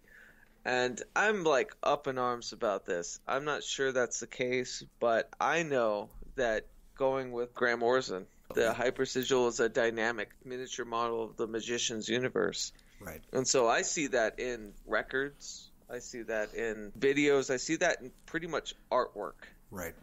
And I don't want to be a gatekeeper and say, well, if you weren't a practicing magician, you didn't have a hypersigil. Right. But I think there's something really important about maybe some intent in trying to reach a metaphysical idea, or you're using metaphysical tactics to do this thing. And so to me, hypersigils have been my entire trajectory within music and art and writing. Right. So I have a difficult time because I don't want to exclude anybody, but I also don't want to include. I see. The biggest example of hypersigils was the guy who basically came up with the word was Grant Morrison, comic book writer. He had a series called The Invisibles, in which one of the characters in them was basically him, Grant Morrison. King Mob, exactly. Yeah. Also, I'm just going to say this. If you have not read The Invisibles, you have to read The Invisibles. It is a magical book. There's going to be stuff in there that's a little bit rough. Towards the end, it gets like, what? Okay, Grant. But it is a pure magic book. But Grant Morrison, he had himself as a character in there. He said, well, what if I start doing things? I don't have a girlfriend in real life. I'm going to create a girlfriend for the character that I am writing in my comic book. And then he started to notice that a lot of women would surround him that looked a lot like the character that he was trying to get the two characters to go through. So he said, this is interesting. So he turned his comic book into what is called a hypersigil, which is incredible stuff. Again, I haven't really done it, but there's another side to this. He started to write that his character King Mob had some really crazy shamanic illness. Yeah. And then that actually happened to Grant Morrison, where he became incredibly ill and he nearly died. Yeah. And so hypersigil is basically like a long-form process where what you are creating in your fiction or in your art, it starts, you actively make it an activation ceremony as you are creating it to have it cause change in your life. And yeah. So if I can, I don't know, be blunt with maybe another anecdote. The last record that I made under Dakota Slim, Cactus Crown, was my process of wooing kind of the partner that I have now. Nice. And but not like just for that. It was being very intentional about heavy things and talking. I didn't think that it would win her over, but it was definitely about that process. Right. And it's in and of itself is the most important work I've done, because it became a sigil, right? It became the love sigil, right? Or whatever for it. Yeah, it's very important to me, I think, when thinking about hypersigils, that there is some underlying desire, right? Right. There's some underlying intent of wanting to create or maybe change. I'll say change. Change. Because I think change is far better than create. Yeah. You know? Yeah. But something that you're speaking to the willows about, something you're screeching to the sirens about. Just please help, and you're doing it through music or art or whatever. Can I play devil's advocate for a second here? Sorry to hijack. Of course, yeah. Isn't that just art done well? So I often argue with it, and I don't know what came first. My idea of treating art as sigils, I think there is a separate beast of thinking of of intention, and this could be argued, but I think the intention is of making this sort of dynamic model of desire. Right. When people make great art, yeah, that's probably a sigil too, but I think there has to be, maybe there doesn't, I don't know. But for me, there was a whole charged affect to what I was doing. No, I love it. And I do, and again, I was just playing devil's advocate. Right. But it's okay, so it's not just making an album about trying to woo somebody. Right. But it's just you actively set out this. Well, I'll put it this way. Mm-hmm. So the cover of the album is, I started working with Santísimo Muerte. Nice. So the cover is my actual altar. Okay. And if you look at it, because of the candles that were going, it looked like a skull. It's so weird how everything worked out. Mm-hmm. But it had everything to do with every part made sense as this huge overarching artistic testament to something. Yeah. But, not to say that any concept record isn't a hypersigil, but I do believe that there was some metaphysics involved. This is when I was, we would hang out in the graveyard at Lone First Cemetery. Oh, my heart's breaking. No, that's awesome. No, seriously, that is. But there she's was the one. Really, I was really just giving up to. Yeah. I love this. I'm just going to put myself through this and understand it and figure it out. So yeah, I don't know what the specifications are to what is art and what is a hypersigil, but I think to me it is intention. And saying that my intention of this was to be a metaphysical artifact of what I was doing at the time, who I was working with at the time, and I had never been more magical in my life during this. Right. As and I don't know if it's a form of desperation, but it was just a very conscious routine and working with these outside things, and it became this album. Right. So yeah, I don't know. I don't know if it's one is not in the other.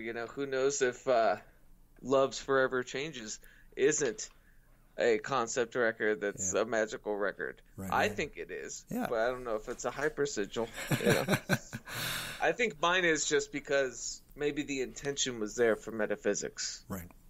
I don't know. Yeah. I mean, it's not that I would be lying to myself, but my podcast, in a way, I could bend as being a hypersigil. Again, it's oh my God, Phil Hine added me on Twitter. Right. It's So, and I'm glad you brought that up. And, that's kind of the reason why I enjoy you so much is you see I hate to use these terms, but the egregore of this idea. Yeah. Going with sigils this groupthink of you are learning or you're being able to express deeply your ideas within this thing. And I think Pragmagick is. I joke that it's a hypersigil. Right. But I think it is. Yeah. I absolutely think it is. It keeps me constant. It keeps me fervent. Keeps me up to par with understanding where I am in things, how small I am with things, how enjoyable I find things, how scared I am with things. Yeah. Yeah. Absolutely. Yeah. If a year ago you would have told me that I would have some conversations with the people that I'm having conversations with now, I would have laughed in your fucking face. Right. Yeah. It's the great grift. Yeah. And it's unreal. And that wasn't the reason that I'm doing the podcast, but in a way, it kind of is the reason I'm doing the podcast, strangely enough. But if you promise me that you will do some retroactive sigilling, I promise I will create a hypersigil. I will do some kind of hypersigil. So we'll shake hands over the wonders of Skype, Keats. And yes, let's go forth. There we go. We both shook left hands. I know, right. Typical white person. What can you do? Not to sully what has been said, but your podcast, I guess your hypersigil has been completely invaluable. Yeah, it's been incredible. You've really taken a light to forgetting all the elitism and the bullshit rapping of a lot of these quote unquote occult podcasts. And what I love is that you always have a hand open to people that are new to it. You want to tell them, hey, don't be scared. Just do it. It works. Yep. It's lovely. It's lovely. Yeah. Well, thank you. Thank you, Keats. That's very kind of you. So I will do a hyper sigil, people. Stay tuned. There will be some kind of... And truth be told, I have been kicking the idea around for quite a little while now. But in a way, I think I kind of already got one running. So we'll see. It can be anything. It can be anything. You know? Yeah. It's a short form fiction that I'm working on. It's and maybe, we should talk about this more later episodes. But I'm really trying to calculate what makes it a hyper sigil. And I think that maybe... it is intention, but then again, I'd hate for everything to just be intention, and things should just react as they would, right? And be it's, So I don't know. I don't know, man. That's the wacky world of sigils. It's nonstop. Yep. Yeah. Other materials. So, a lot of people think that it just has to be on pen on paper or paint on paper, but here's again, Liberty Hall. Think about branching out. I'd say I am an animist. I enjoy things that are more earthy. Some of my best sigils are from tree bark, and I will use natural inks instead. And I know that seems like a really, you're just doing the same thing, but in a different way. Yeah, I am doing the same thing in a different way. Guess what? It fucking works. So am I getting the results that I'm looking for? That is the most important thing. Yes, exactly. Other things that you can use, coins. I've used coins before, and those are wonderful. Put a little sigil on the coins, drop them in a fountain, that kind of thing. Don't drop them at like the zoo or anything like that. Just like, don't be an idiot. That's the other thing. Rocks, specifically river stones. Definitely incredibly useful, especially with if you have a problem with littering for your disposal. Stones are a really great way to go. Use a non-toxic ink. My absolute favorite is, besides paper, is using clay, specifically clay that I have gotten from the earth itself. It's much easier to get clay than you think it is, people. And the method of disposal with clay is wonderful. It is an incredibly tactile disposal, specifically if you're crumbling it in your hands, or my absolute favorite way of disposal is I hold it in my hands at a running river, hopefully with clear water, and I just watch the clay disintegrate in my hands as it goes, and that's a chef's kiss. People can't see it, but that's a chef's kiss. But go nuts with what you put your sigils on and how you do this. Canvas, anything. You know that crazy like magic paper that you can just rub together and yes, oh my God. Yeah. You're combining the worlds of magic. We're now doing stage and ceremonial. There we go. Yes. Somebody get Penn and Teller on line one. Doing the illusion and dispelling the illusion. There you go. Love it. Yeah. But again, guys, Liberty Hall, go crazy with it. Really. Go nuts. Go absolutely nuts. If you have papyrus, go with that. Like, really go as much as you want. Just go with whatever you can. Yeah. Like, it's just, there's something so powerful, especially if you're just getting into it. And we talked about the amateur effect. This one's going to hurt in a good way, or in a bad way. The first one's going to really knock you off your socks. Yep. But then it's trying to tell you that, like, hey, this works. Keep going. Keep it. Yeah. Keep the evolution of it. Because the next one's not going to feel the same. No, absolutely not. Yeah. With that, we got to talk about wanting too much and passivity. Mm-hmm. So, and with this, I don't want any specific one of my listeners who has reached out to me to feel like I'm targeting them in any way, shape, or form. I have many people that have come to me with this, specifically about people that are starting out with magic, and they're basically saying, I'm doing some of the things you might have suggested, whether it's ancestral work or whether it's PGM stuff, and they're saying nothing's happening. Nothing is happening at all. What is going on? And I have to say, there is such a thing as lusting for results, which is it's tough because especially when you're working with sigils, and this goes across not just sigils but to magic, they will see a problem and they'll be like, the spirits will solve it for me. Not just with sigils, think about the Lego brick analogy that I used. If there's a big situation and it's causing you harm or it's something you want to accomplish, work towards orienting your magic towards those Lego bricks, right? Your magic is only one force among many, many forces. And as great as magic is, it can't solve absolutely everything. Desire is different than lust. I want you to understand that. I want everybody to understand that. Desire, you can feel it. And I don't want this to sound trite as well. You can feel it for sure. It is like a wind at your back, and it is some place that you know you need to go. The things you want to have happen in your life, you know it's there. You just have to find that desire and not that want, and then you set your sails in that direction. You know desire when you feel it. And the other thing to realize is that these things take time, and they take a lot of work as well. And if your sigils themselves, the reason that they're great is that if you're starting out, a lot of them work almost immediately, and then you have that down time, and then you have it coming back again. But with other things besides sigils, it takes time. Ancestors aren't going to hear you immediately. Your grimoire spirit isn't going to show up in front of you the first time you put a circle on the floor, right? The first time that you stare into a black mirror, you're going to see nothing. I'm just going to tell you, it is work and effort. That is very, very important, if not the most important thing about magic. But continue to orient towards your desire and don't want it too much. And specifically with sigils, passivity, especially in the point where you are doing the ceremony of activating or charging them, is very important.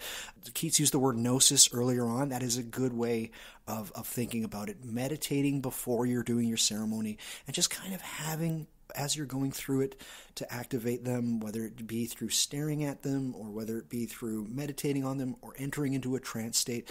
You don't want to be sweating out your desire. You want to be able to be taking things in. So passivity and desire. I think this is the hardest aspect of it. Really? It's absolutely the hardest aspect of it. I think for people that I talk to about doing it and how it works, and just to make a really crude analogy, there are people that are looking for a girlfriend, right? Friends looking for a girlfriend. I know I am. What's the one mistake that they're doing, though? Is they're obsessing about finding a girlfriend. You got to let that go. You let that go. Yeah. Absolutely. Yeah.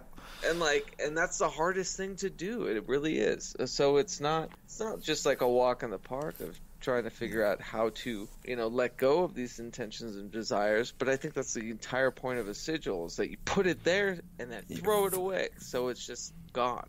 Bingo. Yep. Yeah. You nailed it. Absolutely. That is it. You do it, you dust off your hands, and you continue with your day.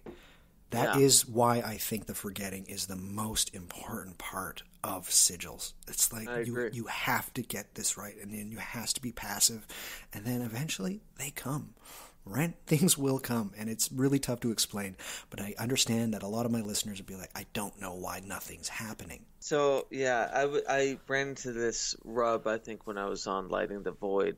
Everyone wanted to hear how I did. Right. Or how I came above and how I fixed everything. And it's going to be different for everybody. And I'm definitely not a person to listen to about how to do things. But, I think the most important part is that we are so hardwired to obsess. Mm-hmm. So just release the obsession and do that with sigils. Yeah. And it's so hard. It sounds easy coming out of my mouth. But I really believe that if we were to be taken to our tenfold idea of who we are, it would have a lot less to do with what we want. It would have everything to do with what we need. Bingo. And that's the issue. Yeah. Austin Osman Spare used to have a prayer that he would say every day. It says, "God's grant me this, that I have little and I need nothing." Yes. Yeah. And, this is the hard part, too, especially within this. I thought this would be a great compendium or an addendum maybe to your symbolism episode. Yeah. And the issue is, I think, when people are listening, and I know you have these too, you have people listening in desperate places that, what do I do? How do I do this? That's a very stark place to be as someone that's giving knowledge to all of it. And I really feel the hardest thing to hear is stop wanting it. So there's got to be something better about, I don't know. but there's got to be something better than stop wanting it, because I think that's the hardest thing to learn. Keep doing it. Yeah, but keep stop doing wanting it. That's it. Yeah. Be somewhat passive about it, right? I'm not huge into Eastern mysticism or Buddhism. I love it. I think it's austere and beautiful. I know enough about it. It's not like I can't learn more. I'm sure that I will at some point definitely go that way, like hardcore for a period of years. But there is something to be said is like just let go of certain things. You really have to. And I know that sounds really Jedi Master like, but that's what I'm saying. It's like the hardest thing to hear. You have to. Hardest thing to hear. Yeah. And when we're talking about desire and want magic, it's tough. It's tough. It's tough. It's tough. Go for a medium-sized 10-day challenge, and you can orient yourself with some form of, I wouldn't say obsession, but a form of want. A form of want for sure. And, Lord knows that we haven't seen the Mitch Horowitz upheaval of the 10-day. Like, hey, I did this. It didn't work. And it's like, I'm sure there's tons of them, probably more so than the ones that actually Try work. again. Yeah, exactly. Good. And that's the point. Did you learn anything? Like, Try again. I hate to say you're not doing it right, because right is inconsequential. Correct. That's dumb. You're not doing it right. I know you and I know kind of what we're talking about, or at least I hope that we know what we're talking about. But I just say, great, it didn't work. What did you learn? Try again. That's it. Yeah, I love try again. Just try again. We have to leave off with the discussion part of this with careful what you wish for. So, for my example, my very first sigil, again, it was to lose my virginity. I know that I'm going to be coming off as a giant loser. I'm totally fine with that. 21-year-old Doug was he was a hurting unit, as we say in Alberta. But Doug is clean. Yeah. There were repercussions to that want and that desire. Huge repercussions. Now, and with my example as well of the discount or free food every time I eat out, guess what the other side of that means? That means you're going to have oversalted food, you're going to have ruined food, you're going to get food poisoning, right? So you really be careful about what you wish for. But at the same time, it's a tightrope, because there's two sides to absolutely everything. You really have to be honest with yourself, and you really have to be able to figure out what is the best possible outcome for my desires. So some of my bigger long shot sigils that manifested, I came to regret them. I really, really did. And I didn't cure them with some crazy retroactive sigil. But I am thankful that they happened nevertheless. I really am. So be mindful of what you desire, but don't not desire it. Go there. Right. Yeah. I guess stop wanting. Where to go, guys? Because that's the sigil episode. Where to go?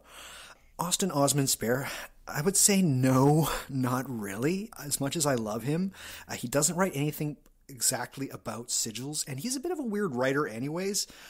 When I was in London last, I picked up The Book of Pleasure in plain English, and even still that is like hard to understand, but it's pompous. Yeah, writers like Austin and Aleister Crowley.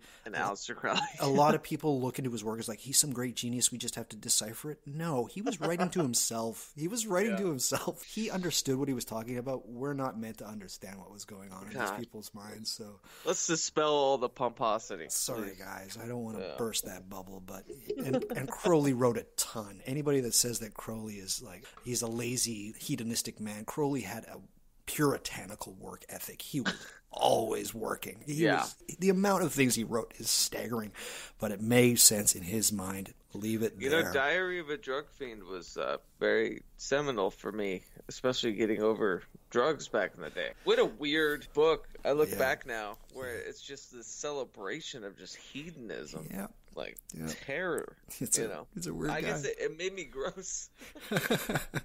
Yeah. Liber Null, it's worth getting. I will say this. I think that all of Peter's books are worth getting. Some of them, especially Epoch, is very expensive. But I think that Liber Null itself, there's only 3 paragraphs about sigils in there, basically, and a diagram. It's still a wonderfully fantastic slice of chaos magic. It really is. And except no substitute, that is pure chaos magic in that book. Yeah, absolutely. The Coyotes. Phil Hine, Ray Sherwin, and Grant Morrison for sure. definitely. I think the field has kind of moved on a little bit, but there's still, as a document to see, specifically the earlier written Book of Results by Sherwin. It's interesting to read. It's definitely an artifact of its time, but it is still really cool to have a look into. So go there as well. There are tons of contemporary books about sigils. I'm going to give you just a couple that I think that rise above the rest of them. Adian Wachter's got a book called 6 Ways, Approaches and Entries for Practical Magic. It's wonderful. He goes through sigils in that, and he's got a very idiosyncratic way of using sigils. He knows what he's talking about. When you come across somebody that actually you know that they did what they were doing, something like Communing with Spirits by Martin Coleman, it's not really his name, but you know when somebody's writing from pure experience and not just being like, hey, 50 spells for every week kind of thing. Like you definitely know when somebody's written. Adian Wachter's 6 Ways is probably the best example of a contemporary book that you can go for sigil magic. Definitely head there. And he's also got a book coming up. I think it's a different book, but he keeps hinting at something called A Book of Sigils by Adian Wachter. Maybe that's something that'll be released online. Look for it. When it comes out, I'll tweet about it or something like that. But look out for that. Adian Wachter, fantastic. Right now, Gordon White. For my money, Gordon is the go-to person. There are several articles on Rune Soup that I will link to. They're very good. His book, The Chaos Protocols, a whole chapter called Wish Granting Squiggles is about sigils. It goes through his process quite well. He has a course on his premium membership, and I am a premium member. Gordon is not paying me in any way, shape, or form. I don't even think Gordon knows that I exist. If you want to get sigils right, this is the course you have to take. Have to take this course. I'd been doing sigils for years, way more than a decade before I came across. There is so much more to Gordon's way of doing sigils. Yes, if somebody was to put a gun to my head and say, like, I need to learn sigils quickly and the best, Gordon White, his sigil course on his premium membership, that is it. It just has a breadth of detail that is staggering. Do you have anybody, Keats, that you suggest? Well, I'd say this is that we actually, in the idea of the hyper sigil, We the Hallowed, the magical kind of art collective international group that I'm working with, is actually doing our second audio sigil. Okay. And it's based about every person that contributed as kind of a dynamic miniature model of their praxis through sound. Right. And I'll be tethering it together. And so there's another big audio sigil. Yeah, so sigils mean so much more to me in kind of the artistic form. And we have a lot going on right now. I'm really excited about the new ones. Yeah. Perfect. Wonderful. There's so many other places to go to look for sigils, guys. Even friend of the show, Reverend Eric from Arnemancy Podcast, he's got a sigil course. Eric. No! Yeah. He's got a sigil course. He was talking to me about some new investigating that he's doing for sigils and whatnot, and he might spice up the sigil game a little bit. It sounded incredibly interesting, and if you were a fan of cryptography like Eric is, then that would probably be a course that you guys would want to take. So that's another option. Check out Arnemancy's sigil course, but everybody has a sigil course, seemingly, and they're all good. Here's the thing about sigils, is that most of them are probably going to be pretty sweet. So I've given my suggestion. That's just my 2 cents. Keats, that's it. That's sigils. You made it through.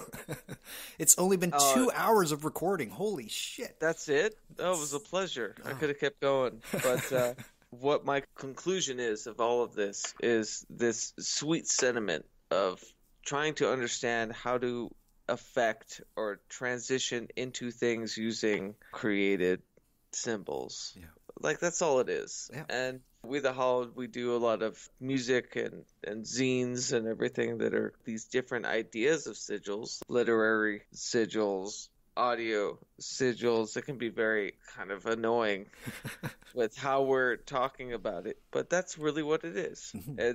We're all coming together to put legs and arms to this creature that is a brash overstatement of what we're doing magically. So wonderful. Where can people find your podcast and We the Hallowed?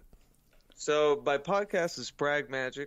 That's Pragmagick with a K .com. The collective is We the Hallowed, HALLOWED .org, and my audio sigils, my music and stuff, which is the intentful side of making an audio sigil, is dakotaslim.net. Nice. And yeah. Perfect. Wonderful. I don't have a grand little firework to end this episode, but I can just say, do them. Really, that's it. For many of us, the winds of desire are hard to feel. It doesn't mean that it's not there. How you come to feel them is something that you need to figure out. But when you do, fix your sails and they will take you to where you have to be. A place where want and need are indistinguishable from each other. And listen, listeners, Douglas is an invaluable source for all this. I really appreciate him. I appreciate everything he's doing. You have stumbled onto the right podcast. Oh, stop it. Keep listening. No, I really do. I really enjoy you, man. Oh, it's been fun. I had a blast. So for people interested, they can head to whatmagicisthis.com. There you will find a way to subscribe to my podcast. Hey, I'm not going to list them. If they've got podcasts, I'm there. All of them. Also on my webpage, you can find my Twitter account. I'm using it quite a bit. Somebody once said that I might be trying to go for the Gift King recently, but... that was me. Nice. Yeah.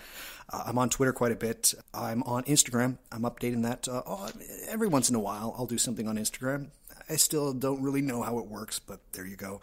Facebook, I don't really use too much. So if you try to contact me through Facebook, I'll get to it at some point. Don't stay on there expecting a response. I maybe check it once a day, maybe. Also on my website, you're going to find some show notes for each and every episode. I go out of my way for these show notes, guys. They're brilliant. Schwaller de Lubitsch will be on there. Mitch Horowitz will be on for this episode. I'll have some chaos magic stuff up there. There's going to be a lot for this episode. There's so much to talk about with Sigils, and there's so many directions that you can go. If you love the show, please leave a review or tell a friend about my podcast. That's, I think, the more advantageous thing to do. Tell a friend. If you enjoy it, chances are they might as well. I'm not heavy on woo, although I talk about like a lot of really strange things. Magic is real to me. It really is. And I think a lot of us know this. Tell your friend, spread the word. And if you leave a review on, say, iTunes or something like that, just so you know, I've cast a little spell. So if you leave a little review for me there, you will get a winning lottery ticket. I'm just kidding. I've not done that in any way. That's not how magic works. Or is it? You never know. But that's it. Keats, thank you so much for being on. I love your podcast as well. I love all the work you did. And again, all of the kind words that you've said. You were one of the first people to really reach out to me. And really, as soon as you mentioned the word coyote, I was like, I'm going to be friends with this man. Yes. It's like, I know this person already. You gave me an Orphic hymn to sing at the last full supermoon of 2020. Yeah. I appreciate you, Douglas. Oh, thank you. Thank you so much, Keats. It's greatly appreciated. And guess what? We got to end the show with the post-show quid pro quo. Are you ready? So a lot of times I like to stay on topic with this one. I'm not in this one. I'm going to go completely different. Keats, what is your favorite myth?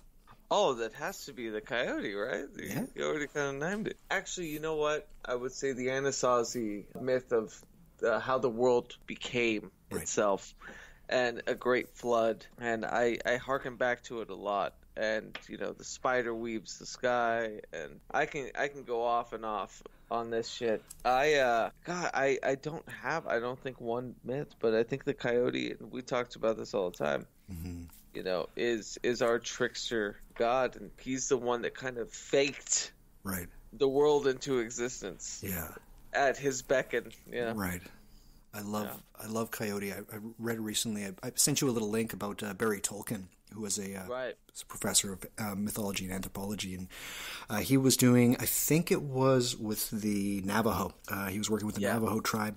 And they were telling him stories, and he recorded them in what was called the Yellow Man tapes. And he promised the Navajo that he was with that he would only play them in the months that were fortuitous for coyote. Like, he would only in his classes, and he stuck to that to the end. He respected them so much that this is what they did. And another interesting story is that one of the shaman, because he was like, oh, the coyote is all about the trickster. And then the shaman says, like, yes, but it's about other things too, Barry. And Barry goes, what are you talking about? And he says, Coyote's about witchcraft. But if I tell Yes. if I tell you these things, know this. And Barry leans in closer and he says, somebody is going to die if I tell you this. And Barry went, he let Barry know. Very soon, bad things happened. Yeah. But Well, I wish I had more time to read some of the folklore, but the Coyote and the Thunder Knife from the Anasazi is probably my favorite. Brilliant. I love it. And it's haunting, and I think it's, the Coyote is the most human folkloric idea ever, especially for people that are messing with magics. I think the Coyote is it. Yep. Find the Coyote. Perfect. Keats, thank you so much for being on the show. This has been absolutely wonderful, and I could talk for at least another 3.5 hours. I welcome it. Let's not make this the last. Oh, definitely not. You know for a fact that is not going to happen. So that's the show, everybody. So thank you for listening. Please go to Keats's Pragmagick Podcast as well as wethehollow.org and Dakota Slim. So please check out all of Keats' work. There's a lot, and it's not just Keats on We the Hallowed. There's plenty of other. My last guest, Eric Miller, he's doing stuff with We the Hallowed. There's quite a few places to go for We the Hallowed. So yeah, Eric Millar is my sweetest collaborator. He's a great guy. I loved Alan Moore episode. You guys did fantastic. Did you tell you where he recorded that? Because he's got a young'un in his life. I know. It's actually Orion's birthday today. Yeah, is it actually? Yeah. Happy birthday, Orion. Today. That's awesome. Happy birthday, Orion. In the car, right? He recorded his episode in the car, in the front seat of his car. Yeah, he did that with me too. I think we recorded that longer than this recording. I think that recording was close to 2 hours and 45 minutes. Yeah. He told me. I loved that. Yeah. What a good meeting of minds. Yeah. I loved it. It was brilliant, and I love that. But Keats, thank you so much, and thank you everybody for listening. This has been What Magic Is This podcast. Please stick around. We're going to talk about more of this crazy, weird shit that you all love so much, because I know you do, and I also know you know it's real. So with that, stay luminous. We'll talk at you soon. Bye-bye.